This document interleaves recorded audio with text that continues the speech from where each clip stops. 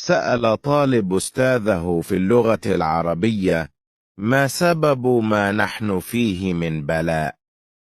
بني، عندما تكون الأخلاق فعل ماضي، والعنف فعل أمر، والحرب مضارع، والسياسيون فاعل، والشعب مفعول به، والمال مفعول لأجله، والفساد صفه، والرواتب ممنوعه من الصرف، والضمير غائب، والمصلحة مبتدأ، والوطنية خبر، والصدق منفي، والكذب توكيد، وقلة الأدب تمييز، والانتهازية مفعول مطلق، والوظيفة أداة نصب، والموظف حرف جر، والخزينة اسم مجرور عندما يصبح الفقر حال، والأوجاع ظرف، والحياة جامدة، والسرور مستثنى، فلا عجب في أن يكون المستقبل مبني للمجهول ولا محل لنا من الإعراب.